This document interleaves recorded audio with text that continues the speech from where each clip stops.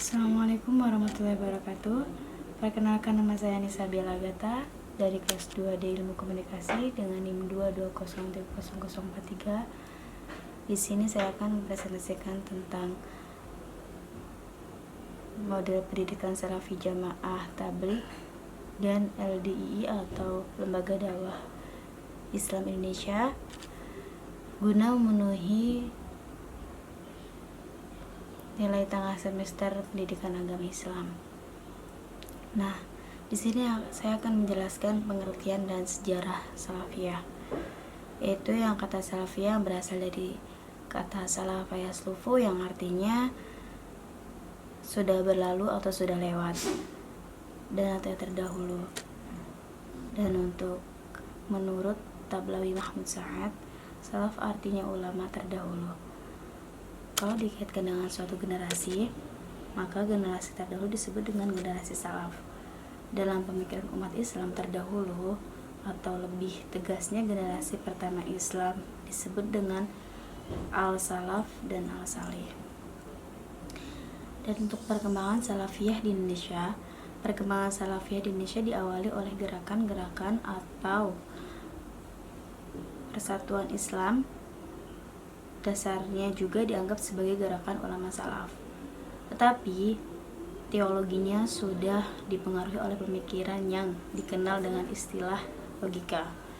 Sementara itu, para ulama yang menyatakan diri mereka sebagai ulama salaf mayoritas tidak menggunakan pemikiran dalam membicarakan masalah teologi atau ketuhanan. Dalam perkembangan berikutnya, sejarah mencatat bahwa salafiyah tumbuh dan berkembang pula menjadi aliran atau madhab atau paham golongan sebagaimana Khawarij, Mu'tazilah, Maturidiyah, dan kelompok-kelompok Islam klasik lainnya. Salafiyah bahkan sering dikaitkan dengan al-sunnah wal jamaah. Untuk model pendidikan salafiyah di sini, yaitu yang pertama ada mendahulukan syara dan akal, yang berarti dalam beragama salafiyah berpegang teguh pada hukum-hukum syara sebagaimana termaktub dalam Al-Quran dan hadis. Apapun yang terkandung dalam Al-Quran dan hadis adalah suatu kebenaran. Seorang muslim tidak boleh menyampingkan kandungan Al-Quran dan hadis tersebut walaupun bertentangan dengan akal. Dan untuk yang kedua itu ada meninggalkan takwil kalami, yang artinya dalam keyakinan salafiyah ayat-ayat suci Al-Quran itu sudah sangat jelas, tidak diputar lagi maknanya kepada yang lain. Untuk yang ketiga, berpegang teguh kepada nas Quran dan hadis Nabi, yang artinya akal manusia tidak mempunyai wewenang untuk menakwilkan nas agama. Tugas akal ialah untuk argumentasi dalam upaya membenarkan informasi yang dibawa oleh nas agama.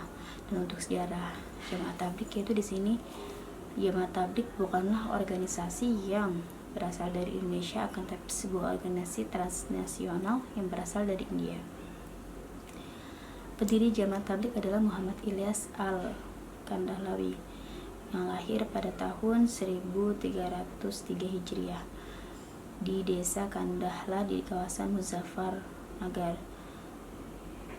Nama lengkap beliau ialah Muhammad Ilyas bin Muhammad Ismail Al-Hanafi At-Tiyobandi Al-Jisi Al-Kandahlawi kemudian Adilawi. Al-Kandahlawi merupakan asal kata dari Kandahlah, sebuah desa yang terletak di daerah Sahranpur, sementara Dihlawi adalah nama lain dari Dihli atau New Delhi, ibu kota India. Di negara inilah markas gerakan Jamaah Tabligh berada. Untuk prinsip-prinsip Jamaah Tabligh, yang pertama itu ada mengajak umat Islam untuk berdakwah, menyebarkan agama. Yang kedua, tidak menunggu orang datang, akan tapi berinisiatif mendatangi mereka. Yang ketiga, ada objek yang mendasar adalah materi dakwah, mengenal keyakinan atau iman. Dan untuk yang keempat itu ada tidak mempermasalahkan perbedaan pendapat atau khilafiyah dan tidak boleh ikut campur dalam urusan perpolitikan. Dan yang kelima di sini ada sebaik-baik umat adalah pendakwah yang menarik secara langsung jamaah non-muslim. Jadi kita tuh harus bisa menarik jamaah dengan cara kita yang membuat mereka tertarik gitu. Dan untuk perkembangan Jamaah Tabligh di Indonesia, Jamaah Tabligh menganggap bahwa dari masjidlah dakwah Islam pertama kali disebar oleh Nabi Muhammad SAW. Keberadaan masjid begitu signifikan pada masa perkembangan Islam. Masjid juga mempunyai tempat yang strategis untuk menyampaikan dakwah. Pada masa Nabi Muhammad SAW menyebarkan Islam, masjid benar-benar berperan secara multifungsi, yaitu sebagai tempat sembahyang, musyawarah, pengajian, tempat mengatur siasat perang dan mengurusi masalah politik, sosial, dan ekonomi. Karena itulah jamaah ini menggunakan masjid sebagai tempat mereka melakukan kegiatan dakwah. Dan untuk model pendidikan jamaah tabligh, yang pertama itu ada kalimah agu syahadah, yang dari mana makna dari kalimat tersebut ialah bahwa semua makhluk hidup tidak mempunyai kekuatan apapun selain kekuatan dari Allah SWT, dan mengatur semua makhluk dan segala sifat-sifatnya rububiyah. Sedangkan Muhammad Rasulullah bermakna mengakui bahwa satu-satunya jalan hidup untuk mendapatkan kejayaan dunia dan akhirat hanya dengan mengikuti cara hidup Rasulullah.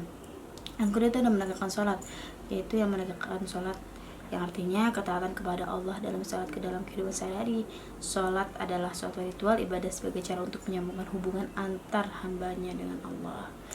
Yang ketiga ada ilmu dan zikir, ilmu untuk mengetahui perintah Allah dalam sunnah, dan zikir adalah menghadirkan Allah dalam setiap perintahnya. Dan untuk yang keempat dan kelima dan keenam itu ada memiliki setiap muslim, ikhlas, dan khuruj fi sabilillah atau keluar. Dan untuk yang ini sejarah lembaga dakwah atau Islam Indonesia LDI atau LDI. Lembaga dakwah Islam Indonesia atau LDI didirikan di Surabaya pada tanggal 3 Januari 1972 setelah mengalami perubahan nama dari Lembaga Karyawan Dakwah Islam Indonesia, yaitu Lekmari, namun dengan nama organisasi Karate Indonesia. Langkah itu merupakan realisasi keputusan musyawarah besar 4 Lekari di Jakarta 1990. Lekmari itu sendiri merupakan organisasi baru sebagai wadah kegiatan organisasi Islam jamaah yang telah dibubarkan oleh Kejaksaan Agung pada 1971.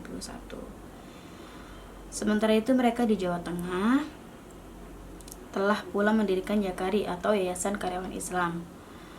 Pada 1972 tidak bisa dipungkiri bahwa LDII pada hakikatnya tetap sama dengan ajaran Islam jamaah yang didirikan oleh Nur Hasan Al-Ubaidah. Dan untuk sumber hukum ajaran LDII, yang pertama ada Al-Quran Mangkul, yaitu Al-Quran yang diartikan, ditafsirkan, serta ditakwilkan oleh imam sesuai kepentingannya.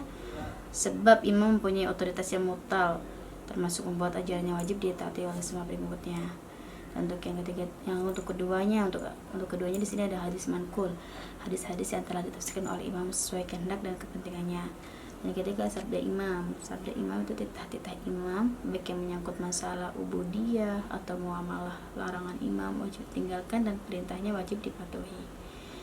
Dan untuk model pengajaran LDI di sini yang pertama ada ajaran Islam jamaah, yang inti ajaran yang dikembangkan oleh LDI adalah kembali kepada Quran dan hadis yang selama ini hanya ditinggalkan oleh umat Islam.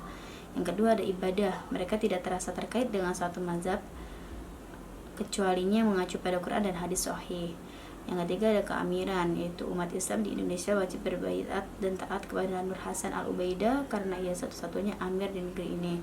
Untuk keempat ada takfir mengkafirkan orang yang tidak berbaiat kepada imam suatu kelompok. Yang kelima ada infak wajib, yaitu setia dan saat mereka mengeluarkan uang untuk sang imam. Untuk review dan saran ini, buku ini tersusun secara sangat sistematis sehingga mudahkan membaca memahami secara pendidikan Islam dengan baik. Pokok pembahasan di buku ini adalah sangat baik untuk referensi baik juga, serta banyaknya pelajaran yang dapat diambil oleh pembaca untuk masa depan pendidikan yang lebih baik. Dan terima kasih, cukup sekian dari saya, kurang lebihnya mohon maaf. Wassalamualaikum warahmatullahi wabarakatuh.